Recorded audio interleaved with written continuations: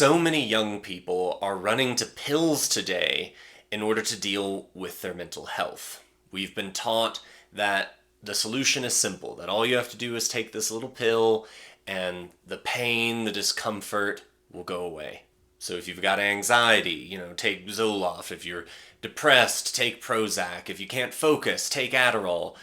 And, miraculously, all of your problems will drift away. I'm here to say it's all a lie.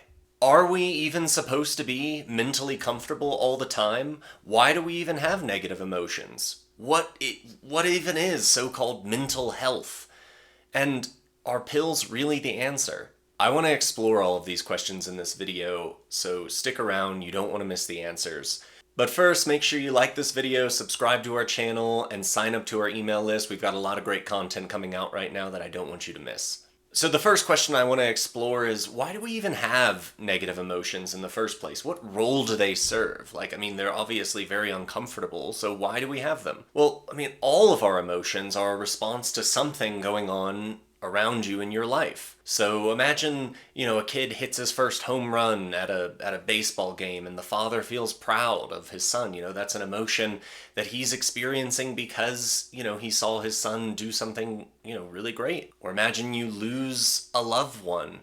You're going to feel sad. That person was really important to you in your life. Or maybe there's a deadline approaching and you haven't finished what you need to do yet, and so now you feel anxiety because you haven't gotten that done. We're feeling all of these emotions. They're being caused by things going on around us in our life. They're not just happening to us in a vacuum. They're natural, and they're providing you with information. And this is particularly true of negative emotions. Negative emotions are there to tell you that, hey, something's wrong. Maybe it's something you can't fix, like the death of a loved one, but maybe it is something you can. Like maybe you need to start studying for an exam that's coming up to relieve the anxiety you're feeling, or whatever it is. There's something you need to do, and the negative emotion is saying, hey, you need to take care of this. So the negative emotions, both negative emotions and positive emotions, are part of a healthy mental process. They're both contributing to a healthy mental experience for you. And so what we need to remember is that it's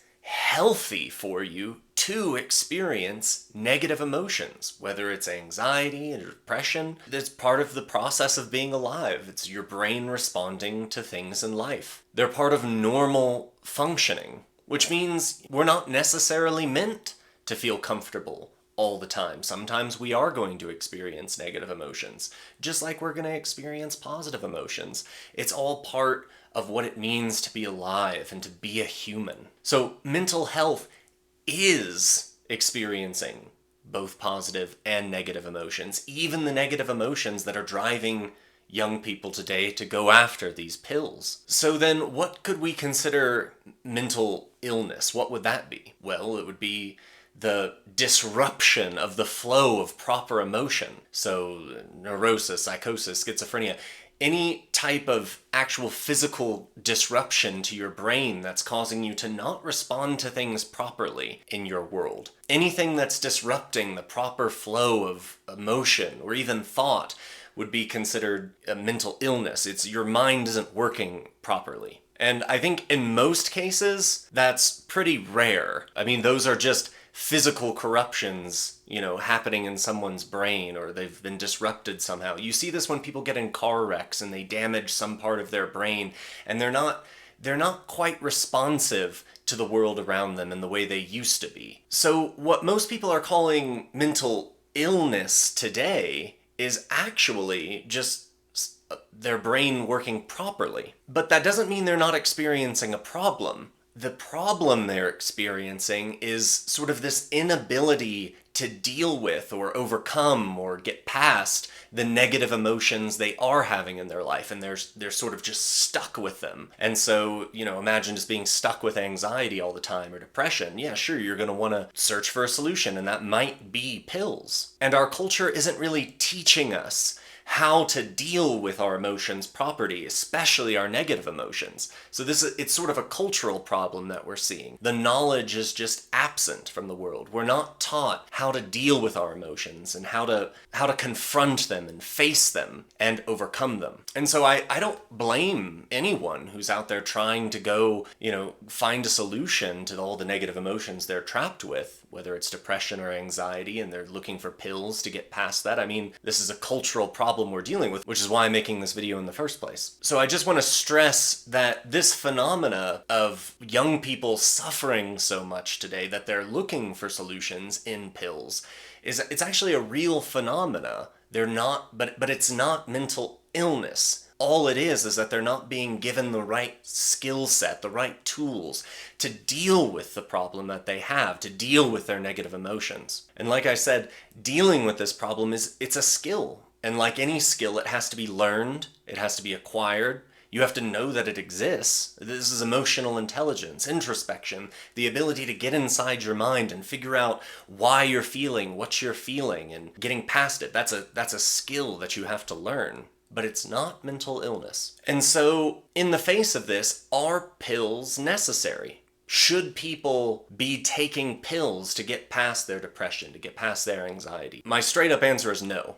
That's not the solution. Even though it's really cool that, science has come so far that they've actually been able to find these chemicals that are able to manipulate the neurotransmitters in your brain so that, you can suppress this neurotransmitter or, allow more neurotransmitters to fill your brain. It's really cool that scientists have figured all of that out. But I think the proper way to think about this is that isn't solving the problem. Because remember, emotions are coming from something that happened around you in your life. They're not coming from just some imbalance of neurotransmitters in your brain. So all these pills are really doing are just treating the symptoms, essentially, which is like trying to fight a cold by, taking sinus relief medication or a sore throat, you're just fighting the symptoms of the cold. You're not fighting the source of the cold, which is the virus that's attacking you. So even if you're able to ease your anxiety by taking a pill, or ease your depression, or whatever it is, you're not actually addressing the thing that's causing you to experience the anxiety or the depression in the first place. And in fact, it's even worse than that because now you're shutting down the emotion. You're canceling the anxiety, you're canceling the depression, and that emotion was good for you. That was information that you needed to respond to something in your life. But now you're not experiencing it anymore, so you're not going to be motivated to fix whatever the issue might be. Now, I just want to emphasize at this point that it can be appropriate to take one of these medications for a time if you're experiencing some extreme version of one of these emotions, like you're suffering from chronic depression, you've lost a loved one, and it's really hitting you hard, and the pill can sort of get you started on that healing journey. It can get you back to getting motivated again after a time, but the point I'm trying to make is that has to be just a stepping stone. You're not going to be on the pill forever to solve the problem forever. You're just using it as a tool to eventually get back to a normal way of life one day. And of course, if you're actually crazy and need to be on medication, then I don't know why you'd be watching this video, but you should probably be locked away somewhere. So now there's even a deeper issue happening by taking these pills for long periods of time. What you're doing is you're disrupting your brain chemistry. Your neurotransmitters are getting all messed up. And what's happening is you're slowly numbing yourself to life. You're numbing yourself to everything in the world around you that gives color and meaning and purpose to your life. And without that, life really just isn't worth living.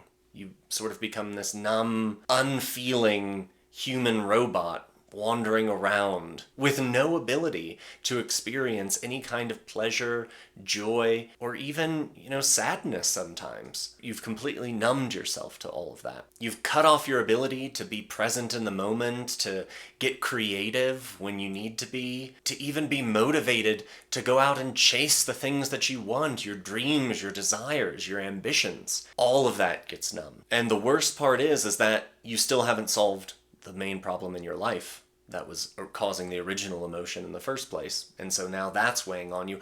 All of this is just adding up to an awful anxiety attack one day where you're just going to be sitting there, haven't dealt with any of your issues, haven't confronted any of your negative emotions, and now you've numbed yourself to it all so you can't experience that. You've cut yourself off from it, and you've set yourself up for total emotional collapse. That's the last place I want any of you to be in. So my goal in this video is primarily to just shift us away from seeing negative emotions as a bad thing, as something crippling and that we need to take pills to solve, and rather to see negative emotions as something that, is just a part of life, is inherent in, everyday activity. Sometimes we're going to feel sad, sometimes we're going to feel depressed, sometimes we're even going to feel anxious, but that's part of life. And that's healthy. That's healthy, proper mental functioning, that you're feeling those kinds of emotions. All of your emotions are signals alerting you to something. Maybe it's something happy, maybe it's something sad. But